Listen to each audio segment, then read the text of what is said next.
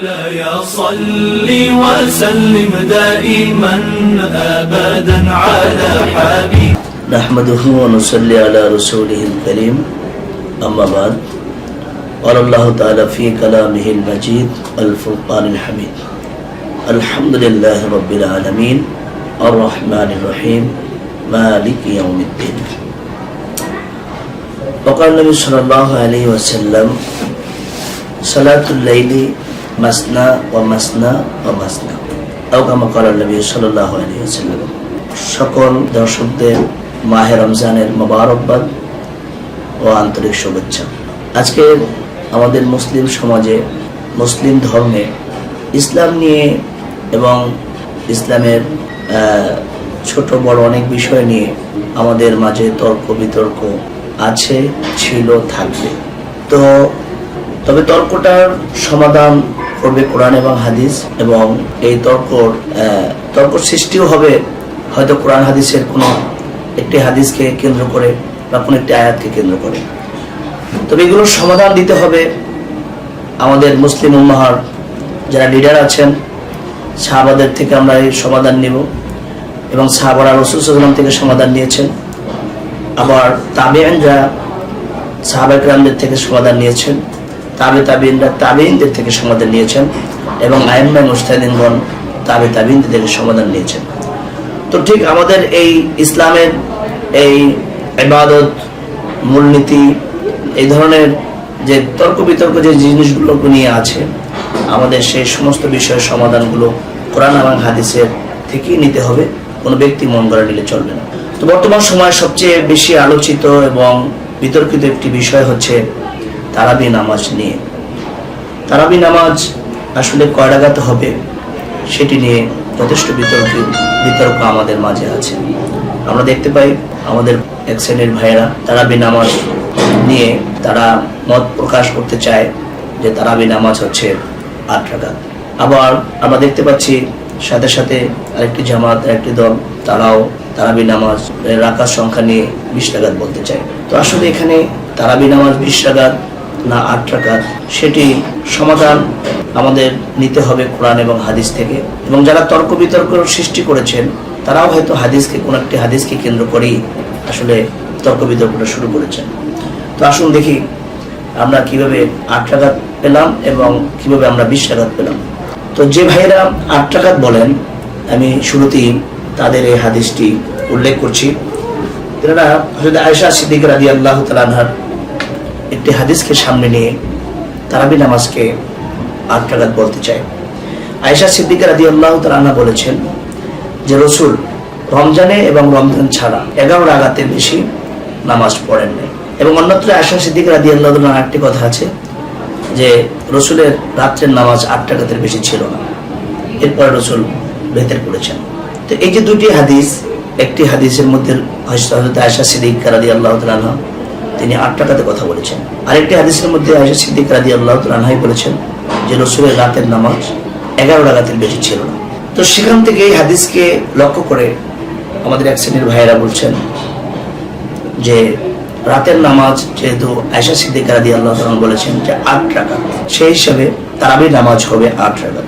লক্ষ্য করুন, যদি এখানে আয়েশা সিদ্দিকা রাদিয়াল্লাহু তাআলা হাদিসে যদি এটাকে লক্ষ্য করে তারাবি নামাজ 8 রাকাত হয়, তাহলে এখানে কিন্তু বেশ কিছু প্রশ্ন আসে।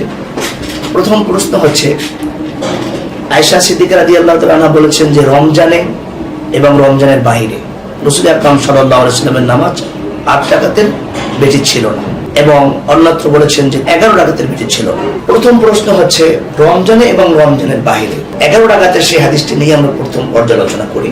রমজান এবং রমজানের বাইরে 11 রাকাত রাসূল নামাজ পড়েছেন। তো তারাবি তো রমজানের বাইরে নয়, তারাবি শুধু রমজানের মধ্যে, আর হাদিসের মধ্যে আছে রমজান এবং রমজানের বাইরে দুটোর কথা উল্লেখ করা হয়। তো স্পষ্টভাবেই বোঝা যায় যে হাদিসটি কিন্তু আসলে তারাবির নয়, এটি তাহাজ্জুদের হাদিস। কারণ আয়েশা সিদ্দিকা রাদিয়াল্লাহু তাআলা বলেছেন যে রাসূল রমজানে এবং রমজানের বাইরে 11 রাকাতের বেশি পড়েন না। যদি কোনো ভাই এটাকে মনে করেন যে না এটি তারাবির হাদিস, তাহলে এখানে বুঝতে হবে যে রাসূল কি রমজানের বাইরেও তারাবি নামাজ পড়েছেন? অবশ্যই না। তো এরপরও যদি এটাকে তারাবির হাদিস মেনেই নেন, তাহলে আমার একটি প্রশ্ন থাকবে যে রাসূল তো 11 রাকাতের বেশি রাতে নামাজ পড়ে নেন, তো তারাবি সহ যদি 11 রাকাত ধরেন তাহলে 8 রাকাত হচ্ছে তারাবি, 3 রাকাত বেতের। তো রাসূল কি তাহাজ্জুদ নামাজ রমজানুল মুবারক মাসে কি পড়েনি নাই? মানে রমজানুল মুবারক মাসে কি রাসূল তাহাজ্জুদ ছেড়ে দিয়েছেন? এই প্রশ্নের সমাধান আপনারা কিভাবে দিবেন? এই হচ্ছে 1 নম্বর প্রশ্ন। 2 নম্বর প্রশ্ন হচ্ছে রমজানের বাইরেও কি রাসূল তাহলে তারাবি নামাজ পড়েছেন কিনা, যদি একে তারাবি নামাজের হাদিস হিসেবে আখ্যায়িত করে। 3 নম্বর প্রশ্ন হচ্ছে যে রমজানুল মুবারকে রাতে রাসূল নামাজ পড়েছেন এবং রাসূল রমজান ছাড়াও রাতে নামাজ পড়েছেন, এরপরে বেতের নামাজ পড়েছেন। হযরত আলবানী রহমাতুল্লাহ আলাইহি যেনাকে কিছু ভাইরা তারাবি নামাজ 8 রাকাত বলতে গিয়ে ওনার অনুসরণ করেন, আমি সেই ভাইদেরকে বলবো যে কিভাবে আপনারা এই 11 রাকাতের হাদিসটাকে কেটে 8 রাকাতকে তারাবি করেন, আবার আলবানী রহমাতুল্লাহের সেই উক্তি যে বেতের নামাজ হবে 1 রাকাত সেটা ধরে আপনারা 8 রাকাতের উপরে তারাবি রাখেন। আলবানী রহমাতুল্লাহের মত অনুযায়ী তারাবি নামাজ হবে 8 রাকাত আর বেতের নামাজ হবে 1 রাকাত। তো আলবানী রহমাতুল্লাহ বলছেন বেতের নামাজ 1 রাকাত, সেহেতু তারাবি নামাজ আপনারা এই হাদিসটাকে লক্ষ্য করে তারাবি নামাজ 8 আর বেতের নামাজ হয় 1, তো 9 রাকাত হয়। তাহলে এই হাদিসটা দিয়ে তো আপনারা তারাবি নামাজ 8 সাবেত করলে বেতের নামাজ আবার 3 রাকাত সাবেত করতে হয়। অথচ আপনাদের দেখা যায় যে আপনারা কিন্তু বেতের নামাজ 1 রাকাত সাবেত করতে চান এবং এটা আপনারা অনেকে আমল করেন। তো সুতরাং এই হাদিসটি দিয়ে যদি আপনি বেতের নামাজ 1 রাকাত প্রমাণ করতে চান আর তারাবি নামাজ বাকিটা রাখতে চান, তাহলে তো তারাবি নামাজ হয় 10 রাকাত। তাহলে আপনারা কেন 8 রাকাতের কথা বলছেন, 10 রাকাত কেন পড়ছেন? 4 নম্বর কোশ্চেন হচ্ছে রাসূল আকরাম সাল্লাল্লাহু আলাইহি সাল্লামের রাতের নামাজের ব্যাপারে কমও আছে এবং এর চেয়ে বেশিও আছে। তো রাসূলের রাতের নামাজ 6 রাকাত আছে, এরপরে ভেতর পড়েছেন, 4 রাকাত আছে, এরপরে ভেতর পড়েছেন, 8 রাকাত আছে, এরপরে ভেতর পড়েছেন। এরকম কিন্তু বিভিন্ন ধরনের হাদিস আমরা দেখতে পাই। এবং বুখারী শরীফের 992 নম্বর হাদিসের মধ্যে আব্দুল্লাহ ইবনে আব্বাস রাদিয়াল্লাহু তাআলা থেকে বর্ণিত, তিনি বলেন যে রাসূলের রাতের নামাজের একটি বর্ণনা তিনি দিলেন, যে বলছেন যে রাসূল 2 রাকাত নামাজ পড়লেন, 2 রাকাত নামাজ পড়লেন, 2 রাকাত নামাজ পড়লেন, এরকম 2 রাকাত করে করে মোট 6 বার পড়লেন। এরপর রাসূল ভেতর পড়লেন, এরপরে মুয়াজ্জিন আসলো, রাসূল ফজরের সুন্নাত পড়লেন, ফজরের নামাজ পড়লেন। তো এখানে রাসূল যে 2 রাকাত করে মোট 6 বার করলেন, সেখানে কিন্তু 12 রাকাত হয়ে যাচ্ছে। এটাও কিন্তু বুখারী শরীফের 992 নম্বর হাদিস, এটাও কিন্তু সহিহ হাদিস আব্দুল্লাহ ইবনে আব্বাস থেকে বর্ণিত। তো দেখুন এখানে কিন্তু 12 রাকাত রাতের নামাজ বলেই ফেলা হয়েছে, এরপরে বেতের পড়েছেন। তবে এখানে বেতের কয় রাকাত পড়েছেন সেটা কিন্তু সংখ্যা নেই। তো যা হোক, তো যদি রাতের নামাজের এই হাদিসগুলো যদি মেনে নিতে চান, তাহলেও তো আপনাদের 8 রাকাতের উপরে স্থির থাকার কোনো সুযোগ নেই। হয়তো আগের হাদিস দিয়ে 10 রাকাত প্রমাণিত হবে এবং অন্যগুলো হাদিস দিয়ে 2 রাকাত প্রমাণিত হবে বা 4 রাকাত প্রমাণিত হবে, এবং আব্দুল্লাহ ইবনে আব্বাসের হাদিস দিয়ে 12 রাকাত প্রমাণিত হবে। তো আমার খুবই আশ্চর্য লাগে যে একই হাদিসকে টার্গেট করে আপনারা 8 রাকাত পড়ছেন নামাজ, আবার এই হাদিসকে রেফারেন্স দিয়ে কখনো কখনো বেতেরকে 1 রাকাত বানাচ্ছেন। সুতরাং এই জিনিসটাকে সমাধান করতে হলে অবশ্যই দেখতে হবে আমাদের সাহাবায়ে কেরামদের কি আমল ছিল। তো অনেকে এই জায়গাটায় রাসূল পর্যন্ত সীমাবদ্ধ থাকে এইভাবে যে এটি তো কোনো ওয়াজিব আমল নয়, এটি একটি সুন্নত আমল, সুতরাং এটা নিয়ে তো বাড়াবাড়ি করার কিছু নেই। আসলে এই কথাটা বলে এখানে ক্ষান্ত করা যাবে না, বরং আমাদের আরেকটু বিবেচনা করতে হবে যে রাসূল এটাকে সুন্নতি রেখে গিয়েছেন এবং ফরজ করে দেন নাই, এই ফরজ যেন না হয় সেই কারণে কিন্তু রাসূল অনেক সময় 20 রাকাতের জায়গায় কম পড়েছেন, আবার অনেক সময় রাসূল মসজিদে এসে পড়েছেন, আবার ঘরে বসে পড়েছেন। এটা কিন্তু একমাত্র উম্মতদের উপরে যেন ওয়াজিব না হয় সেই কারণে করেছেন। এই কথার অর্থ এটা নয় যে এটা রাসূল গুরুত্ব কম দিয়েছেন বা রাসূল সবসময় 8 রাকাতই পড়েছেন। এটা কিন্তু বোঝানোর জন্য কিন্তু রাসূল মসজিদে কিংবা ঘরে কিংবা কখনো 8 রাকাত কখনো 20 রাকাত পড়েন নাই। তো যাই হোক, এই বিভিন্ন ধরনের হাদিসগুলোর সমাধান নিতে হলে অবশ্যই আমাদের সাহাবায়ে কেরামদের আমল দেখতে হবে। তো সাহাবায়ে কেরামদের আমল দেখে আমাদের এই হাদিসগুলোর সমাধান নিতে হবে। আমিরুল মুমিনিন হযরত ওমর ফারুক রাদিয়াল্লাহু তাআলা আনহু তার খেলাফতকালে তিনি কিন্তু মসজিদে নববীতে এই তারাবি নামাজ 20 রাকাত চালু করে দিলেন। তিনি দেখলেন যে রাসূল আকরাম সাল্লাল্লাহু আলাইহি ওয়াসাল্লাম কখনো 8 রাকাত, কখনো 10 রাকাত, কখনো 20 রাকাত এরকম করে পড়েছেন। তো আবার রাসূল কখনো মসজিদে কখনো ঘরে গিয়ে পড়েছেন। তো এটা করে দিয়েছেন রাসূল সাল্লাল্লাহু আলাইহি ওয়াসাল্লাম যেন উম্মতের উপর কঠিন না হয়, আমি কন্টিনিউ করলে হয়তো উম্মতের উপরে ওয়াজিব হয়ে যাবে, সহজ করার জন্য রাসূল কিন্তু আসলে এই মুআজাবাত মানে কন্টিনিউসটা করেন নাই।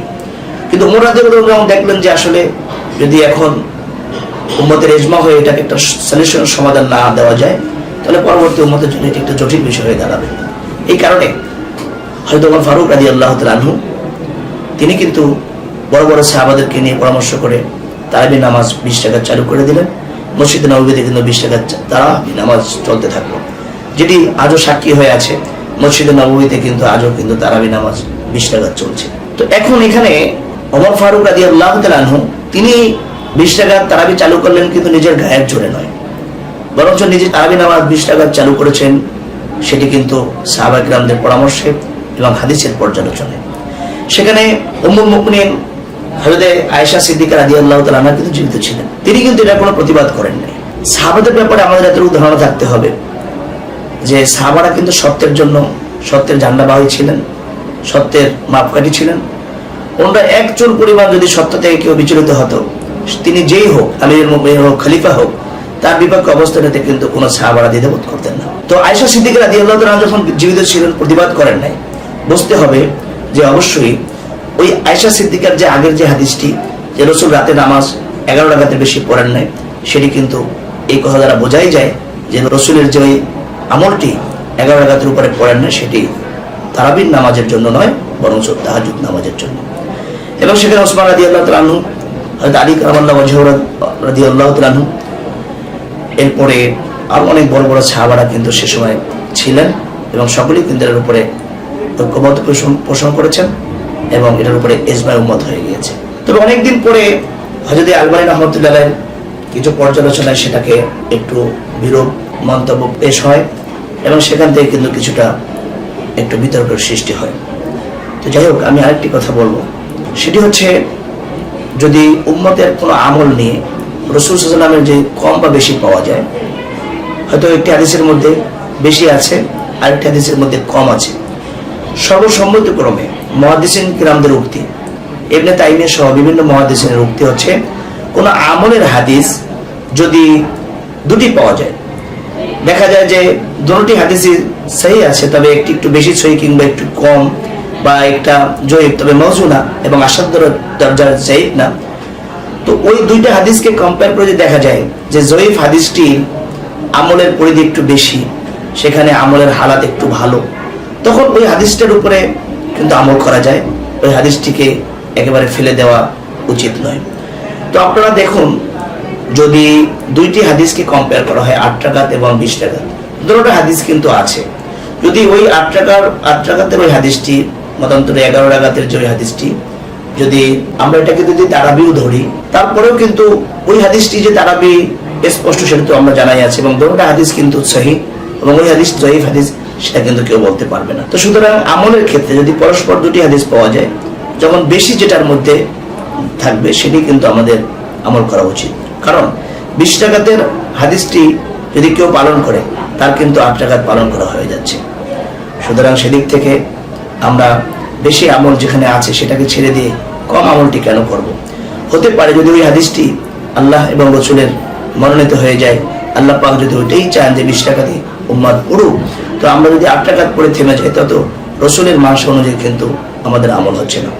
এবং সাথে সাথে যদি কোনো ব্যক্তি যদি 20 রাকাতের আমল করেই ফেলে, 8 রাকাতের তো হয়ে যাচ্ছে, তো এমন একটি আমল যেটা দ্বারা দোনোটা হচ্ছে সেটি করব না, যেটা দ্বারা একটি হচ্ছে সেটা করবো।